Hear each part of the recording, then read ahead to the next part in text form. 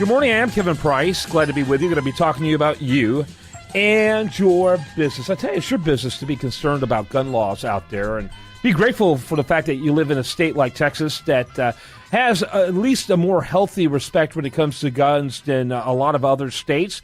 And really, the statistics will bear and have bared that that's been a good thing for Texas. We've got Dr. John Lott with us. He's an economist, and he's a world-recognized authority on guns and crime.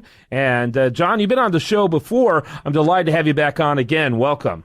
Well, thanks very much for having me on. I appreciate it. You bet. I love your book, More Guns, Less Crime. My favorite book of yours, though, is Freedomnomics, kind of looking consequentially at what economic policy does. And I think, unfortunately, most people look at economic policy from the perspective of what they wish it would do rather than what it will actually do. And your book really enlightens that. And I think gun policies are done in a very similar romantic way, don't you?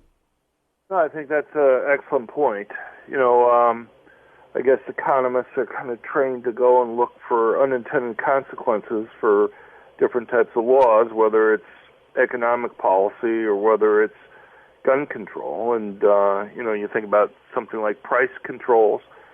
You know, anybody who is an economist knows that price controls basically just hide the demand for and supply for a product.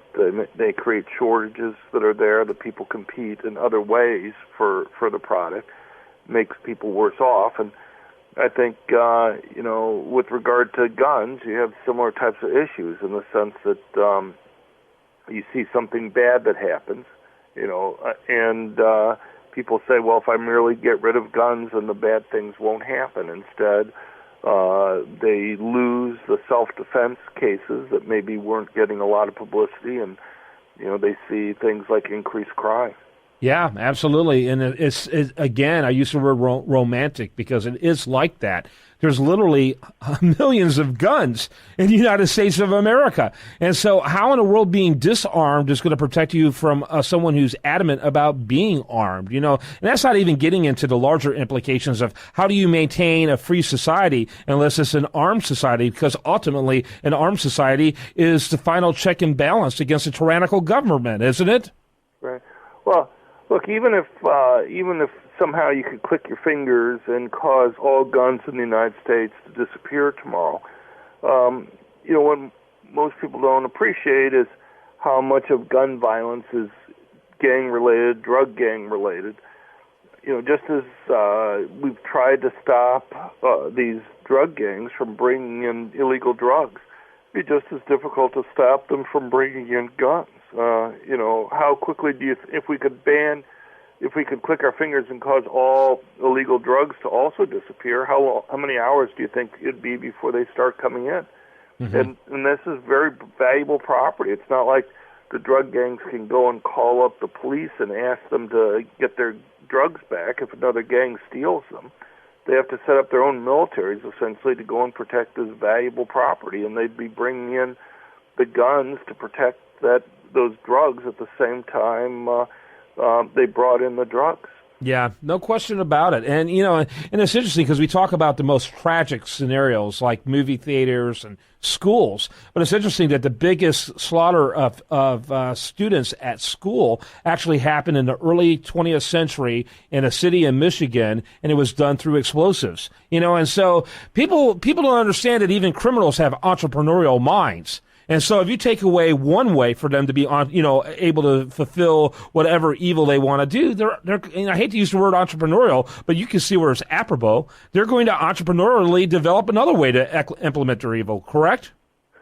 Sure. And, you know, we go and think that if we simply ban guns in an area, that will make people safe. The problem is it's really impossible for us to make sure that these criminals aren't going to be taking weapons into an area. I mean, these guys plan these attacks for many, many months or even years in advance.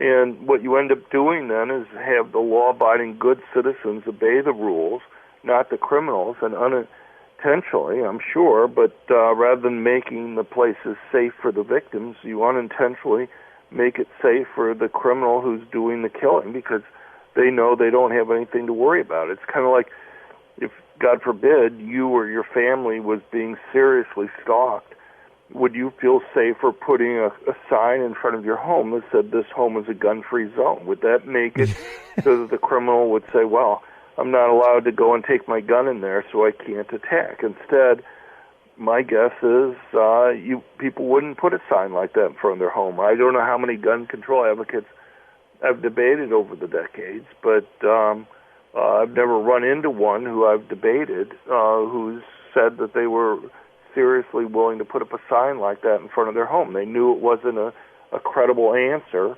for them to make in front of an audience because, putting up a sign like that would merely be an invitation for the criminal to go and pick their home to go and do their attack.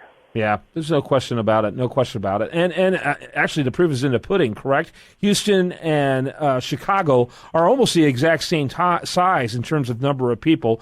Chicago being a little bigger, but shrinking every day, and Houston, of course, growing every single day. But you're talking a difference in thousands, not millions. And yet, Chicago has 10 times more violent crime than the city of Houston, and also has the toughest gun laws of any city in the United States.